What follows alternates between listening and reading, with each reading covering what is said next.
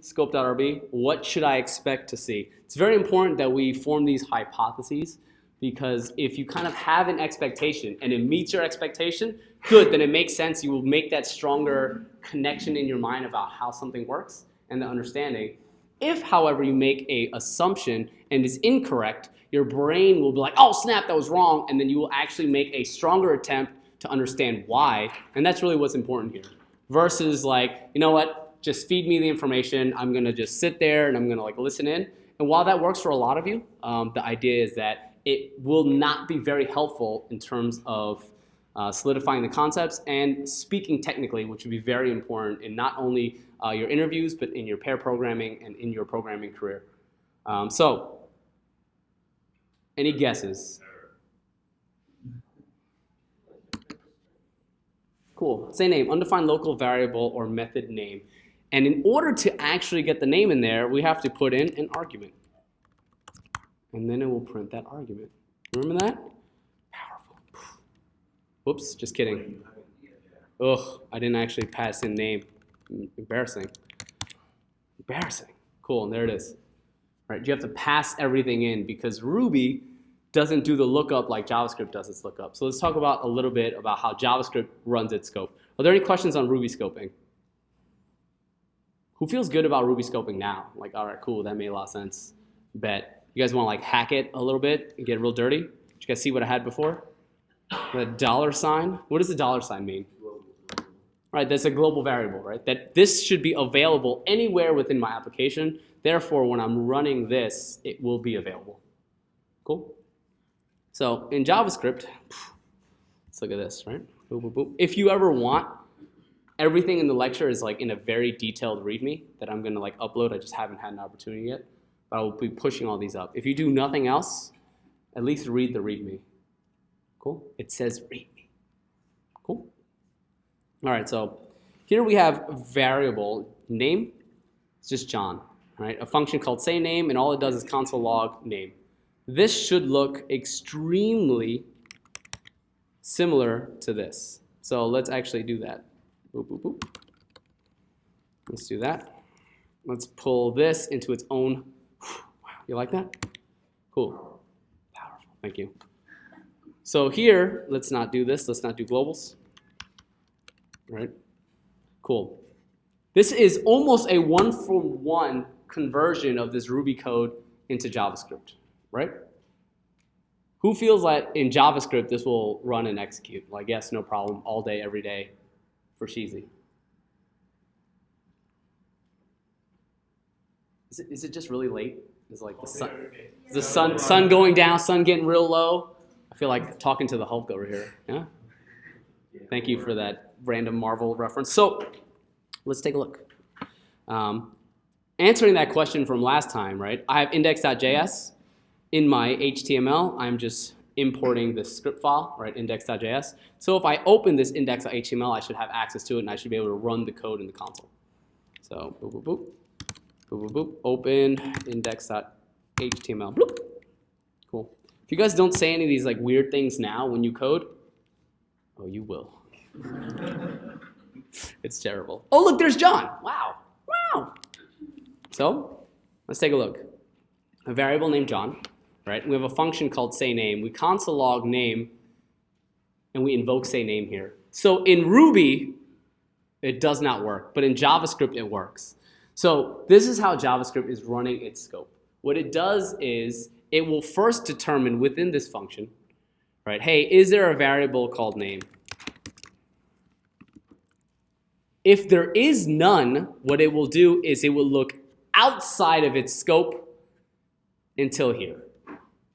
And then it'll be like, oh my God, look, there it is. And then it will pull it in and it will run and execute. So JavaScript scope goes from inside to out, all the way. Cool? If I, however, declared a new variable and it was called your boy, what would sayName be? Right? Because it was in fact declared here. Any questions on JavaScript scope? Not bad, right? All right, let's get into the dicey, juicy stuff over here. Boop, boop, boop. Cool. So, Great. Inside of a function, if I were to declare a variable, right, it only goes one way. The lookup goes one way. If I declare a variable inside this function called sayName, and I invoke sayName, I should in fact get Gary. I should get Gary. So far, so good, right? I've declared it inside. However, on the outside, if I try to console log, the name is not defined. I will not get undefined, but I will get not defined. I will get the error. Can anyone take a wild guess why? Right, that means that if I declare a variable inside of a function, it stays within the function, like Vegas, right? So it's function scoped. If I make something inside a function, it only exists inside that function, and anything inside that function will have access to it, and nothing outside. So it's a one-way lookup. I can't go from the outside in, but I can go from the inside out. Let's reveal our votes over here. Nice. I thought that's what var I will get into it. All right. So in this lecture, what I'm going to cover is the difference between var let const. I'm going to talk about closures. I'll talk a little bit about ifs, and I will talk about callbacks. Cool. All right. So, boop, boop, boop. All right. So the first thing is we'll have to like redefine like this idea of global variables. In Ruby, global variables bad, no good. In JavaScript, global variables basically everywhere.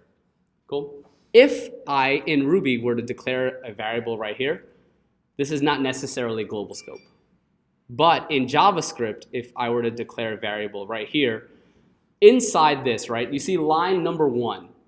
Is there any function, is there any curly brackets, is there anything wrapping this var name? Nothing, right? So if I declare a variable right on side, like the outside of everything, this is what is known as the global scope. So this is a global variable. Name is a global variable. Cool? And it's because the way JavaScript does its lookup from the inside out. That means that anything, no matter what I write, should have access to variable name. That just inherently, by definition, will make it a global variable. Global variables are not inherently bad inside JavaScript, but as like a programming paradigm in Ruby, globals are like no bueno. They can have adverse side effects. Cool? So let's do this. You have the global scope, you have function scope, and you have something called the block scope. Those are the 3 types of scopes, and let's cover them. All right, so the first thing, all right, is the global scope. And that is, if defined on the global, right, it's not inside anything, it's available everywhere. Inside the function, variables are confined to the functions in which they are declared. That's just pretty decent English, actually. So in that example earlier, what happens here?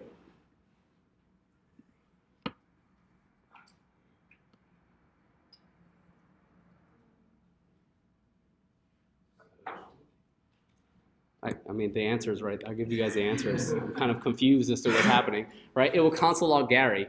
It's because this name, I declared and created a new variable called name, and then I console log name. So the first thing we'll do is look inside and then outside. So console log Gary. So here, Gary is local to the same name function. It is function scoped to the same name function. Right? Versus the name Andrew here, it's on the global scope. Cool? Any questions? Yeah, it should be pretty straightforward. Here, the last thing I want to talk about is something called the block scope. So block scope, you ever seen just like these like curly brackets in the middle of nowhere? Really? Oh, okay. They're not usually anywhere. However, what you'll often see them is, let's do this. Yes, you'll often see these blocks right here. If, right, you have a condition, right? If 1 equals to 1, powerful, look at that. Then you have what is known as a block right here. This is a block. Wouldn't that also mean that function is also a block? Not exactly, right? This right here is just a block, whereas for whatever reason, when you see function and you see dupe, and you're passing no arguments, this right here is function scoping. And they run differently because of this keyword function. Cool? Very good question. What a great question, and that is not a plant at all. Let's talk about the differences between block scoping and function scoping. All right, V good. So if I declare variables inside the block, there's a difference between var, let, and const, right? If I use var, var will leave the block, right? Let me explain. So here's what I mean. Doop, doop, doop. Bloop, bloop. Bloop, bloop. If I do for, right? You guys want to help me finish this? All right. I do for var equals to 0, semicolon. And then I do like an array, right? Something like I can inline it like a G. Oh, you're right. Sorry. Var I. Cool. What do we want me to do? Nice. Semicolon. I plus plus. Then we will do this block, right? And all I want to do is console log I. Cool? Great. Great. What is I here? What is the variable I? If I were to just ask for I, what should it be? 3. Let's talk a little bit about this for loop, right? So I'm saying the first thing is I'm declaring what the variable is, right? The second argument, the second expression should be this condition. When do you want me to stop? And then this I plus plus. I will actually hit 3. It'll come back here, and then it'll be like, hey, is 3 less than 3? It'll be like, nah, dog, and then it'll break, right? It'll return, it'll stop. So I actually becomes 3. Notice how I have access to I outside of this block here, even though I've declared it like right here in this for loop. If I were to do something like, boop, boop, boop, instead of var, I used let, and let's not use I, let's use j. J, and then console log j. What do you think will happen?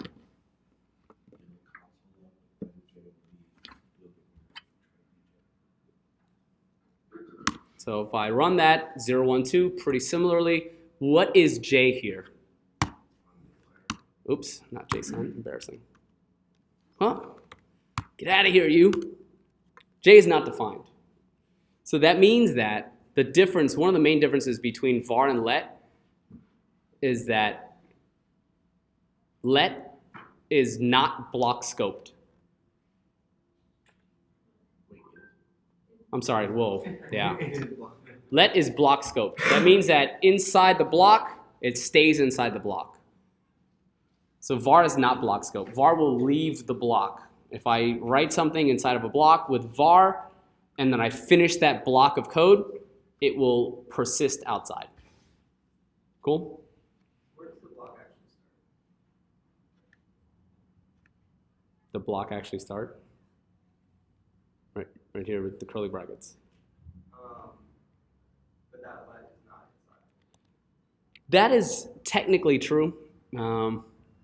Let's see the way I would describe it. When you do a for loop, right, that whole thing refers to, it needs like a block to operate on. So even though the block is like the curly boys, it will actually need to be inside. It needs the information from the for loop. Okay? That, Think so? okay. We'll figure it out. Sure. Yeah? So if you say instead of the var name John, you let name John, and instead of the function let name your boy, which one will run? Say again? No, back. Okay. Yeah. The example, and you're. Oh, right here? What about it? If you say instead of the var name, you do let name, and inside of the function you do get let name, which one will run? Which one will run? Yeah, what will come out, your boy or John? Which one do you think will run? I don't know. Huh? If it's a var, it's boy, but I don't know if it's It should run this name right here. It should be your boy. I haven't talked anything about how like var, let, and const affect function scoping, just block scoping. Yeah? Does that answer your question though? I guess I went with the function. Because I was still trying to figure out what's the difference between let and var. Var still does a lot of things. Okay. That's very fair. Let me go over var, let, and const right now, and then if you still have questions, then all right, cool. So let's talk about var, let, and const then. Cool. So var can be assigned and declared as many times as we'd like. So for example, let's do varn Ian is equal to Easty Boy. Cool. Now what is Ian? Easty Boy. Yeah, I can do var Ian again equal to, I don't know. You got anything else, man? Strong. You guys like these emojis? Look at this. Bloop. Powerful. Cool. So what is Ian? Now it's strong. What if I did var Ian? What is Ian now? So I can declare Ian as many times as I want. Var Ian this, var Ian is that, var Ian is whatever, var Ian is powerful, var Ian is going to do some lectures for you. Whatever you want. I can declare it as many times as I want. I can also assign it as many times as I want. I can do var Ian and then equals to Easy Boy. Var Ian is equal to strong. I can even do Ian directly assign this variable to something new. So Ian is now something new. I can declare it and assign it as many times as I want. Cool? Let's take a look at let. If I do let Dana is equal to, you got anything? Yeet. All right? Cool. So I have declared and assigned the variable Dana. Check. I've declared and assigned, right? So let me do this. Let me do let Dana. I'm going to attempt to redeclare this variable. And I'm going to say for sure. It says the identifier Dana has already been declared. I cannot redeclare Dana. However, if I just simply refer to the variable Dana, and I were to say for show, now Dana is for show. I can reassign it as many times as I want, but I can only declare it one time. But can you do like var Dana at this point? No. But then you can still do like let Ian.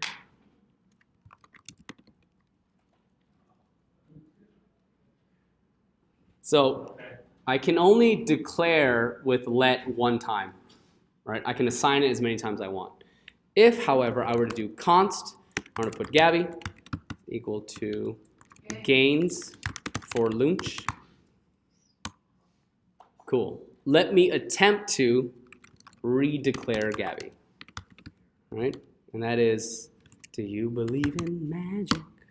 It says the identifier Gabby has already been declared. Interesting. Let me see if Gabby wants to go to crunch for gains. Unbelievable. Cannot assign to a constant variable. So with const, I can only declare and assign one time. So to review, var, declare and assign any number of times you want. That can be a little tricky, especially as you start writing a lot of code and you're thinking like, oh my god, what a great variable name is like animals. And you put var animals like all these different places. Your code will be like, yep, no, it's good, cool. And it'll never tell you that like, hey, you've used this already. So with let and const, you can only declare one time. With let, you can reassign as many times as you want. And with const, you can only assign one time. So taking that information, right? If I were to do the for loop, and instead of let or var, I used const p equals to 0, and then I tried doing that whole thing, eventually getting to p++, what do you think will happen? Yeah, it said, yo, no thanks, you've already declared you cannot reassign p, because p++ would be attempting to reassign it, because p++ is really p equals to p plus 1. This is the reassignment right here. Is there any advantages for using var instead of let? Is there any advantages to using var instead of let? Yeah. yes, there will be some advantages to using var instead of let if you want it to persist outside the block. Cool. All right, so any questions between the difference between var, let, and const? Var is not block scoped, but let and const are both block scoped. Any other questions? All right, there's another thing about var, let, and const. It's a little dicey. Something called hoisting, right? Does anyone know what hoisting is? Sure. What's hoisting? I don't really know what it means, but like,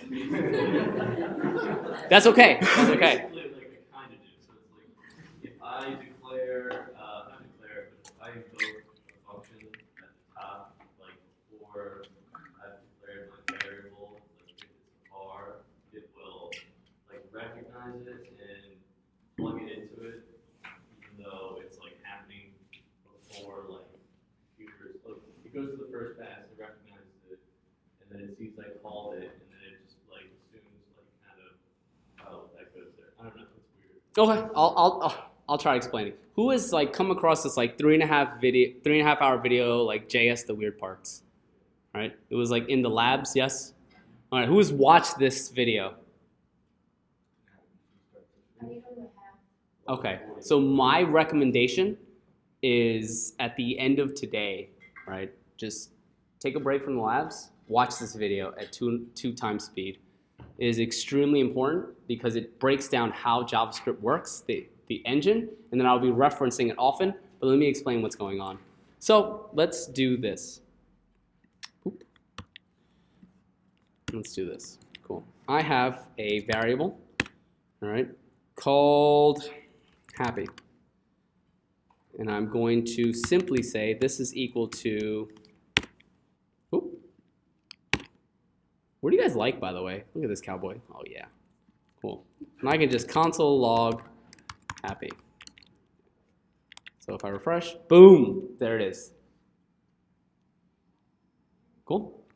If I were to attempt to console log happy, what would happen here? What do you think would happen? What would happen in Ruby?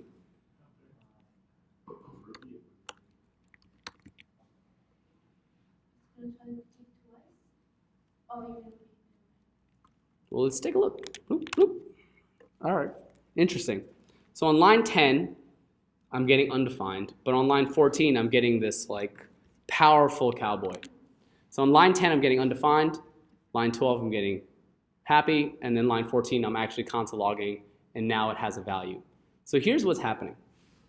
JavaScript will execute your code in two phases. Right? The first phase is this read-only phase, and then the second phase is going to be an execution phase. So the first phase, it will go through top to bottom, left to right, and it will just read all of your code. It'll go, oh my God, look, all this commented code, yeah, whatever, dog. And then it will see console log, but it will not execute. It's like, oh my God, look, you're invoking log on console. Cool. And then it will skip to line 12. It will see var happy, and then it'll see this cowboy. What do we know about var in regards to how many times it could be declared and reassigned? Right, as many times as you want. So for the sake of efficiency, does it make sense that in the read-only phase, that when JavaScript gets to line 12, it actually stores in memory what this is, knowing it can fully be reassigned later on line 50 or whatever? No, it's all like, great, look, ooh, var happy, you know what, cool. All I'm gonna do is take a look at this var happy and be like, great, you've declared this variable happy. I really don't care what you've assigned it, I just know that you have this variable called happy. And then on line 14, you log happy again. Remember, I'm in the read-only phase, so I haven't done anything. It's gonna get all the way to the bottom, it's gonna be like, wow, 217 lines of code, you're a pro. And then it's gonna come back and it's gonna execute. On line 10, when it's attempting to execute this console log, right? Is console log being invoked? Is console log being invoked? Yes. Yes, right? You see the bananas, right? And it's trying to invoke this log on happy. Now, does happy exist in memory? Yes. But what is its value? And then on line 12, in the execution, it's like, cool, now I'm actually executing. I see that you have this var happy, and you've made it this cowboy. I'm actually going to complete this assignment operator and put in the variable happy is this cowboy. So when I execute and run 14, what is the variable happy? Right, this emoji of a cowboy. Smiley face. TM. Power. And so that's why this is happening. Are there any questions as to why it's undefined and then becomes a cowboy? No questions to that, but in terms of the compilation phase, when the engine's running through, is it actually accessing the argument at all? In the same way, like, once it sees that there's a variable, happy, it says, okay, like that's been declared, and I'll come back and see what it is later. In the read-only phase? No, it doesn't care now.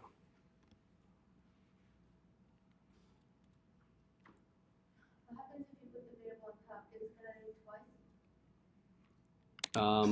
You mean like Is there a this? bar on top of that? Like this? No, just move that line 13 to 10. Line 13 to 10. Okay, and you want me to get rid of this? Oop. Is it gonna read twice?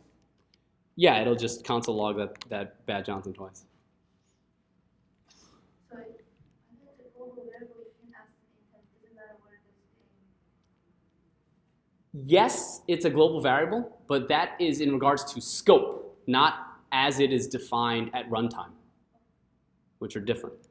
Did that sentence make sense? Scope and runtime. Who feels like they are different? Let's reveal our votes here. All right. Okay. Cool.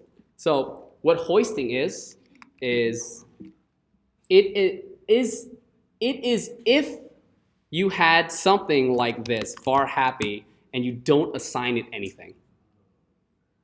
And so it moves all your variables as if they are declared but not assigned to the top of your code. It doesn't actually move your code. It's very important that you make that distinction, that it does not move your code.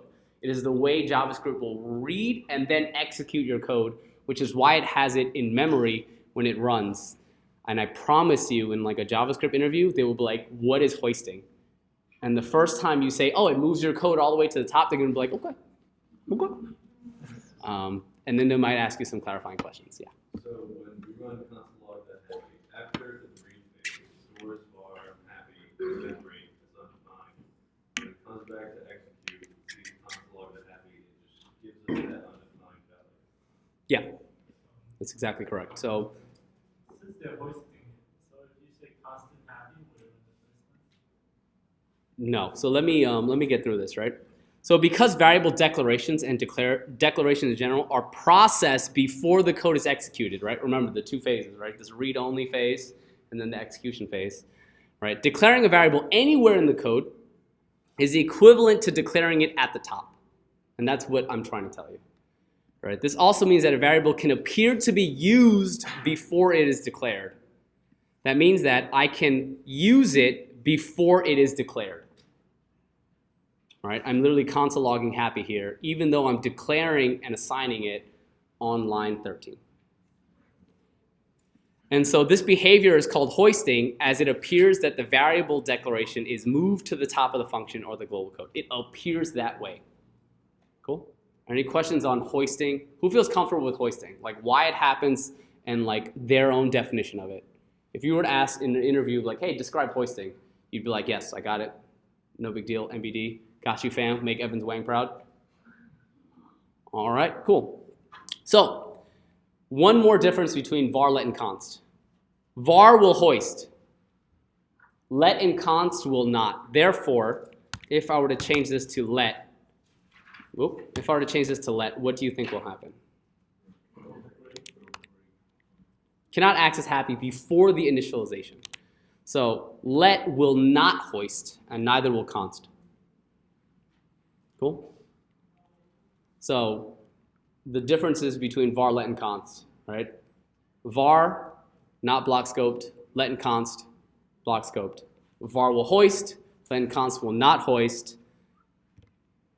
And then var allows you to reassign, redeclare a billion times.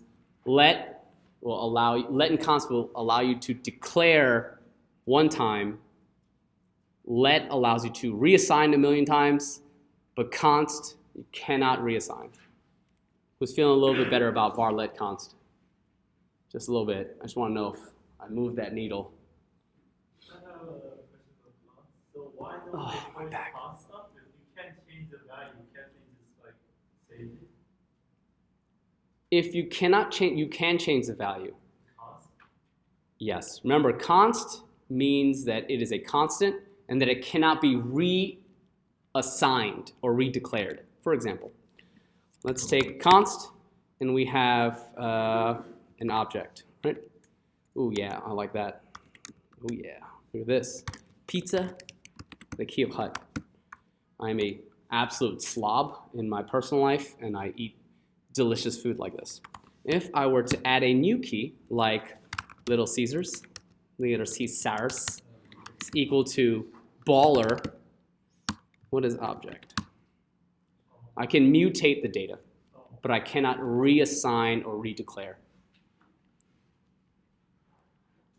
That's only when it's the object, right?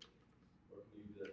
You wouldn't do that for, like, if I declare some kind of primitive value. Yeah, for primitives, no. Yeah, it'll attempt to just reassign. So non-primitives are where it's at. So like objects, like arrays or functions. Smart, cool, great. So we're good on hoisting. Let's take a look at functions will also hoist, right? So for example, like if I were to do a function and it's called bananas in pajamas, right, boop, boop. And then this just returns are coming down the stairs. Oh, sorry, I thought you were laughing. This is a very old joke. Boop. If I were to see what is bananas in pajamas, the function is there. It will hoist. So the way your code will read through is in the read only. Why is bananas in pajamas not undefined? Because in the read only, unlike var, what will happen is it will take the function and it will store the entire function in memory. Cool? Which is different than what var does, and that is just, cool, you've got this variable, don't care what it is right now. When I execute later, that's when I will do it. But when it comes to functions, it will store the whole function in memory. It's smart. Yeah? Ja? Can you change the function banana pajamas afterwards? Like, I would challenge you to try that. Cool? Unless anyone else has that exact same question. Well, can you put console log underneath it? You want me to console log? Do console log bananas and pajamas afterwards, and then do function bananas pajamas underneath that as well, and then do a different. What would What? Bananas like this? Just make a different string. Okay.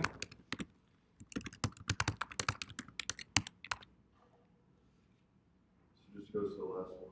Right, because of the way the read only is, right? When it reads through this, it will read the console log, it will read this stored in memory, it will read this, and then it will read this and then stored in memory. Yeah? Sorry, it's like No, you're good, please. So, Any participation is very welcome. if you declare bananas and pajamas in the console log at the top, because it read on the first when it compiled it, it read through the return statement. If you called it in there, would that just console log coming down the stairs? No. What are you talking about? Sorry. So the function is bananas and pajamas. Sure. On line 13 or 18? I'm sorry, on line 13. Sure. And then you're console logging that same function above on line 11, but it gets hoisted. So if you're just like, that's just a readme. If you actually invoked the bananas and pajamas in that console log This Would one? it then give you the return statement? You want me to invoke these? Oops. Or just yeah. Yeah. So it will, okay, it will invoke. That's Yeah. what it is. Because remember, this is what's in memory at the time when it runs this. Okay, gotcha. Right. And then it's no longer in this reading phase. It's in the execution. So if I declare the function here, it's like, cool, I read this already. And then it will just log again based on what it last remembered. It's in like a read phase and then execution phase. Cool? Sure. So if you did a function expression instead of declaration, say in a Yeah. constant would. So let's do this. Ready? So we've seen this right here. And I'm going to start moving along because I think the questions are really good. But what they are is very, very divergent from like the concept of the class. And so I will answer this question. And that is, what you've seen in a lot of your labs and your readings is that I can do function, right? I can also do var, and that is, let's see, I don't know, oranges in 90s, right? I don't know, something similar. And this is just a variable, and this is going to equal a function. Boop, boop, boop. And this is just going to return, right? It's late, and I have no ideas. Cool. So I have a function declaration with the keyword function, and then I also have this variable that is holding on to a function. Cool? So what is oranges and 90s if I were to console log it? Oh my God, help me, Lord. I need 2 seconds, all right. Whew. What is it? It's a function definition, right? In the same way that this is just a function definition. So how is this different from this? Well, let me just get rid of that. They're both function definitions. So here, if we remember, right, in the read-through, this will store the whole thing in memory in phase 1. Look at this var. What do you think it will do for this if I attempted to console log here? Undefined, right? Because it sees this var keyword. So when it comes to like hoisting, and when it comes to this keyword, which we'll get into much later, it's sort of like self, but not really. It will affect the way that that's done as well. All right?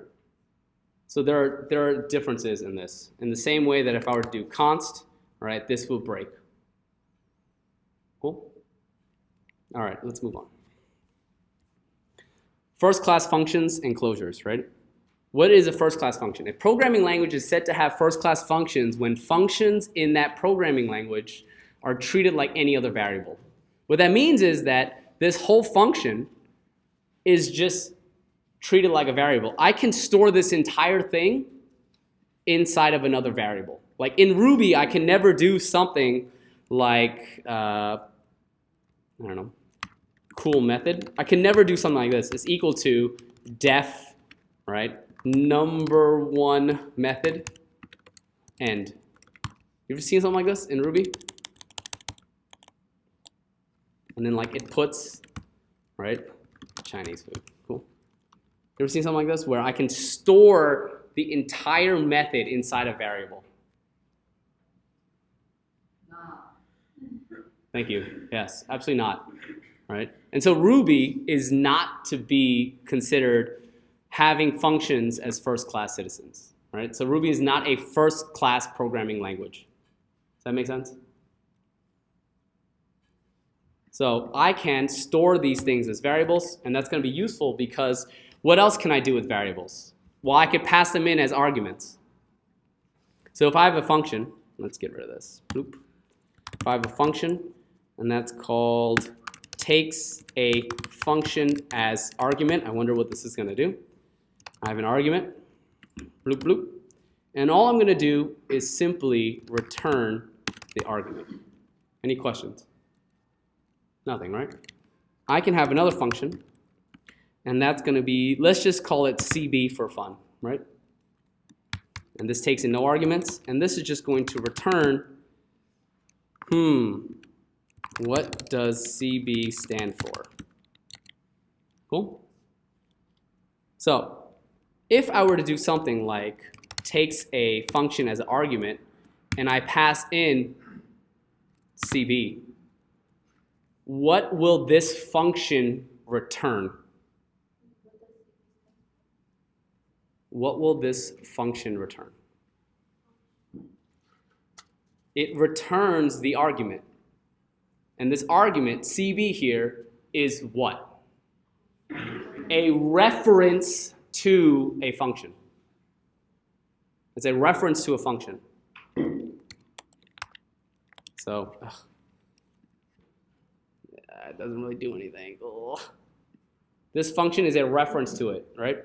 That means that if this invokes right here, what will this do?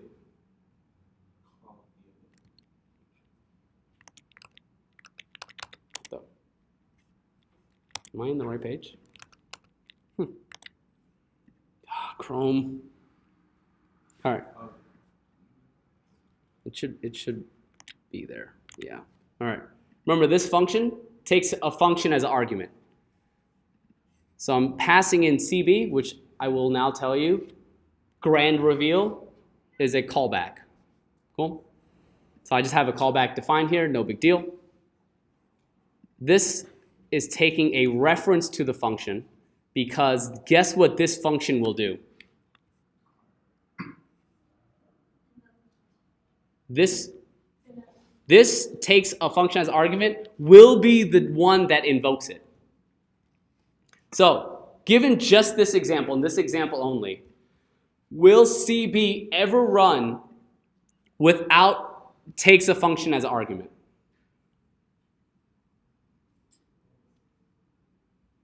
Will CB ever run if I do not invoke takes a function as an argument? No, it'll never run. Which means that the only way to invoke this when I pass in as argument is that this must be called first. Check. This must be called first. If this is called first, this is what is known as a higher order function. A higher order function is a function that takes in an argument or returns, it takes in a function or returns a function. Because this one has to come first. That's basically like an easy way to think of it. Cool? So we went over higher order function. Any questions on higher order function? Any questions on this callback? Cool. Notice that I'm passing in a reference to the function because this is where it actually gets invoked. Cool? Any questions on callbacks? Okay. Cool. All right. Functions can return other functions, right? I have a function called outer function, and it returns a function. So if I were to copy this, boop, boop, boop. What is outer function? Right, outer function is a higher order function. And what happens when I invoke outer function? What does outer function return? So if I were to do outer function and invoke it, what should I get? Another function, which means that I can also invoke that function. Any questions on like higher order functions? All right. Look at this. Is that how any of you feel? Nah, you guys are smart. All right. Almost like that, an argument. You almost do when you take the argument here, the argument function takes the function argument. That's what exactly outer function was. Because you invoking other side. The one you just gave example is similar to this one then, right?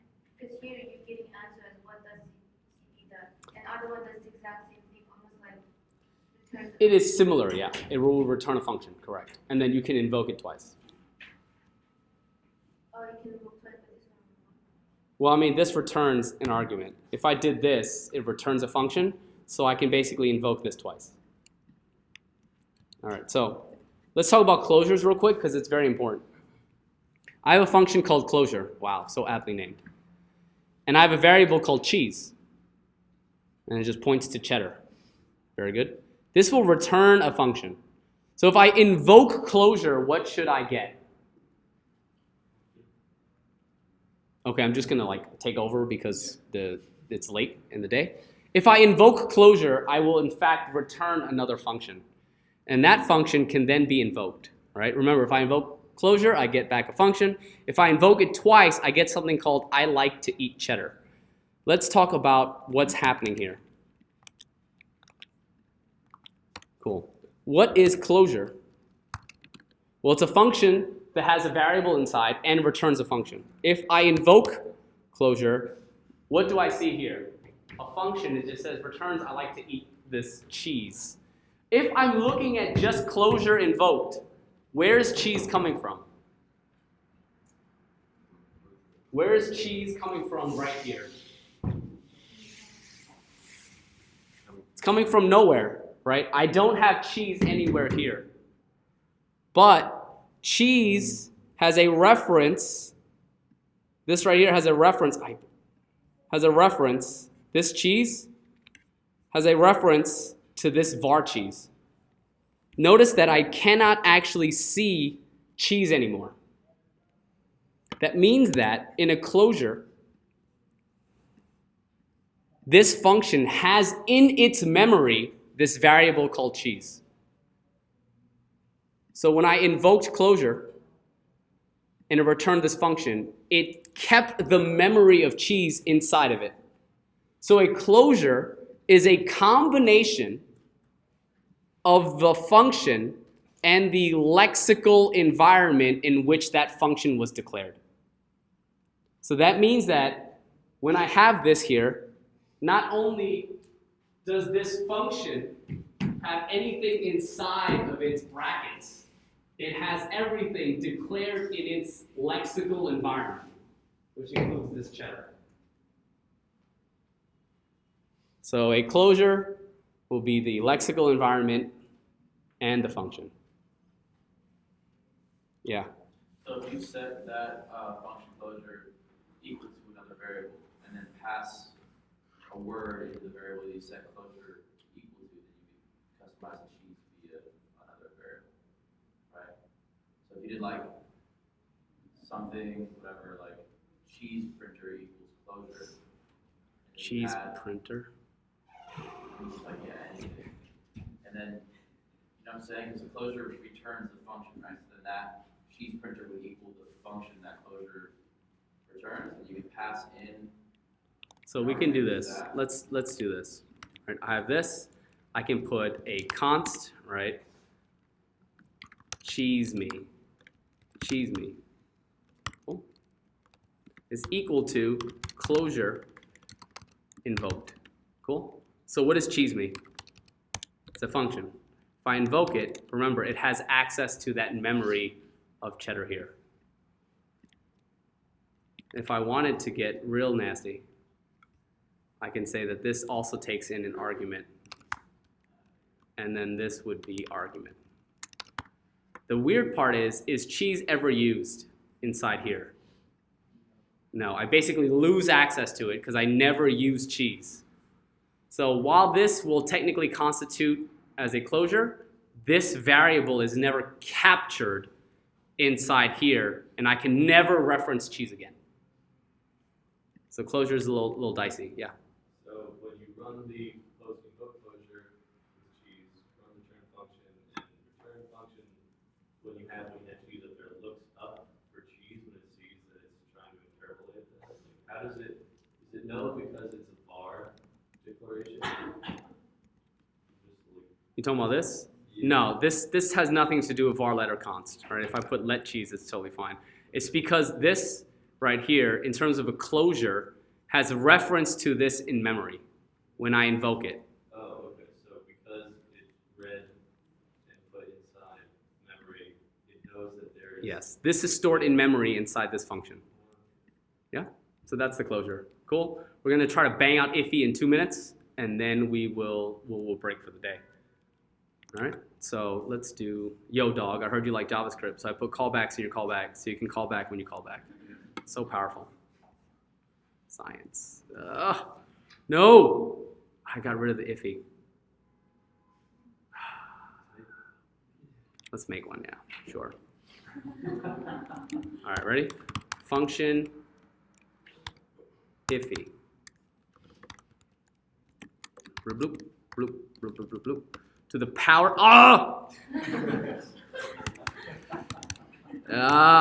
to the power of JavaScript, right? Let's take, I gotta use my mouse, right? I can have a let, right, ID equals to 1, cool?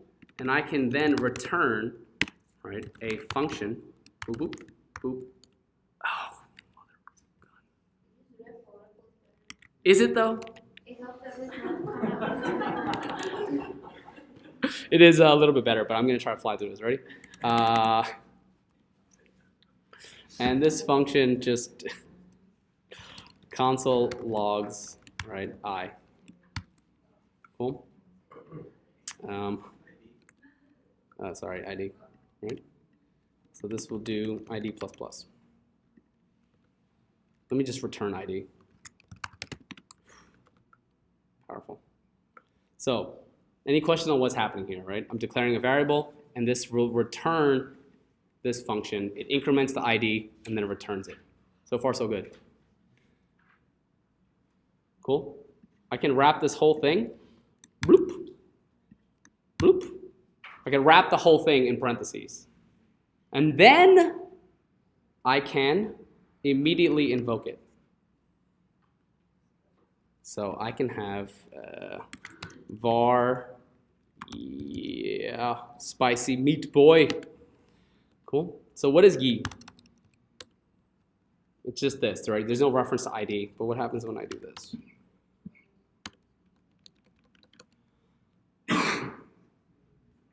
It's because it's stored ID in memory, and then every time I increment it.